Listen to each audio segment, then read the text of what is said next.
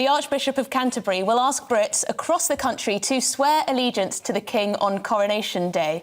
On May the 6th, everyone in Westminster Abbey and watching from home will be prompted to swear a promise to serve the King. So what do you think? Should we all swear allegiance to King Charles on Coronation Day? Joining me now is royal broadcaster and commentator Rafe Heydel-Mankoo and trade unionist and broadcaster Paul Embery, who I reckon will have two very different views. Who shall I start with? Rafe, tell me, will you be pledging allegiance next Saturday to King Charles? Absolutely. I think this is a splendid idea, actually, because by swearing allegiance to the King during the actual service, we're actually engaging with our constitution, and we're celebrating the fact that Britain is the world's oldest democratic constitution and oldest continuous democracy, I should say. And the secret of our success is the stability of our institutions, and that's due in great part to our 1,000-year-old monarchy. And I would actually go further, and I'd say that on the first day back to school after the coronation, on Tuesday, the 9th of May, every school should have an assembly for the entire school population, and the headmaster or headmistress should lead their entire school in the oath of allegiance and also in singing the national anthem. You know, American children do this every day. They pledge allegiance to the flag. Surely our children can do it once in their lives to mark the coronation, because the coronation at its core is a contract between the King and the people. The King's going to devote his entire life and make an oath to that fact to serve the people. But a contract requires two people. Traditionally, the people in the Abbey represent the nation. But this is a great way in the modern world for not only the people in Britain, but in all the realms to come together and celebrate our great monarchy. Paul, is Rafe being quite romantic about this? Will you be getting off your sofa, stopping what you're doing, whatever you're doing on a Saturday, and pledging your allegiance to King Charles? Well, I'll probably be watching the coronation, but no, I won't be pledging my allegiance. Look, if Rafe and others wish to pledge their allegiance, then of course that's entirely up to them, and I wouldn't presume to suggest they should do otherwise. But equally, I don't think there should be any kind of undue coercion on people to take part in that kind of procedure either. I've got nothing against the royal family as individuals. I think actually they do work hard. They have the sort of existence, the goldfish bowl existence that I wouldn't particularly like. But I'm against the principle of monarchy generally. I'm a mild Republican. I'm not a fervent Republican. I'm a mild Republican because I believe that the whole principle of monarchy essentially establishes what I would call an enforced social hierarchy, whereby the only way that you could rise to become head of state in our country is if you happen to be of a particular bloodline, rather than if you have the right skills and you get there on merit. So I believe in principle we should elect our head of state in the same way that they do in numerous other advanced democracies in France, in the United States, and so on. And you know what, Emily? If Charles III wants to stand in that election, and if the people want to support him, good luck. Then it would be democratic, wouldn't it? And I would accept the outcome of that election. Paul, I mean, the royal family, love King Charles or hate King Charles, have much higher favourability ratings than any politician, any recent politician. Anyway, I mean, Rafe, is there a bit of a problem, though? Because the majority of the country support the monarchy. But King Charles, has he earned enough respect from the British public to ask such a thing? Because, you know, I have a very patriotic following, by and large, on social media. I tweeted, would you pledge your allegiance to the King? Will you pledge your allegiance to the King? Lots of people are saying, King Charles, not my king. I loved the late Queen, but no to King Charles.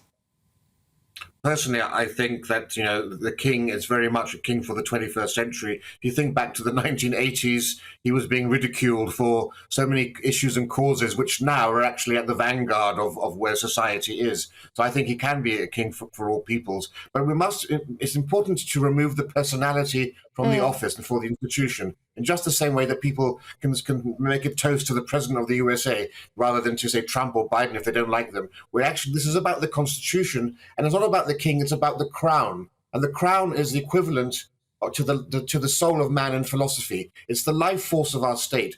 Everything that we have, from our government to our civil service, foreign service, police, military, our prisons, everything, all the authority comes from the crown. And it's important that we actually engage with the Constitution. And there's no more important moment in our Constitution than the coronation, to actually understand what the role of the monarchy is, and that it's not just a soap opera with Harry and Meghan, but it plays a vitally important role in our country. And the problem we have with so many people today, especially with our younger people, is they aren't taught about this, because at school that they're taught that the monarchy stands at the pinnacle of patriarchy and white privilege and is stained by slavery and colonialism, rather than actually showing the really fundamental role that it plays in our life. Because the world's most progressive, most advanced countries are monarchies. Australia, Canada, Denmark, Norway, Sweden, Belgium, Japan, Britain. No one says that these are antiquated. In fact, it's the stability of the crown that enables societies to change dramatically socially. Paul, you care about social cohesion, unity, presumably, in this country. You'd like people to feel proud of their country. Does not the monarch, pledging allegiance to the monarch, does that not symbolise more than just a deferation towards King Charles? It's about more than that. As Rafe says, it's about supporting an institution that has kept continuity for generations. No, I don't really buy it, to be honest. I mean, look, you could, Ralph talks about the constitutional monarchies. Oh, Paul's gone there. Rafe, I'll come back. Oh, is Paul there? Paul, I'm just going to hold you for a second because your line is a little bit messed up there. Rafe, you talked about having assemblies in schools. I saw that schools are actually teaching about the coronation in the curriculum. They've been told by the government, I believe, or the Department for Education at least, that in schools now they must teach about what the coronation is, what it means for the country, etc., etc. Is that a good thing? It's a wonderful initiative. It comes far too late, should I say, and regrettably, it's not compulsory. So this is just advisory lessons that can be given. And the problem here, of course, is that fewer than 10% of teachers today vote Conservative or for centre-right parties. There's been a woke takeover of our schools. And so instead of being taught about civic institutions and the value of things such as the monarchy and parliamentary democracy and constitutional monarchy, they're taught about critical race theory. And as I said, they're told about the evil role of Britain and the monarchy. And, what was amazing, though, when the government announced this decision about teaching people about the role of the monarchy and the coronation, you had Republic, that miserable bunch of anti-monarchist anoraks who always glumly protest royal gatherings. They said they were going to take this to the courts. I mean, can you imagine getting so worked up about teaching children about the constitutional installation of their head of state?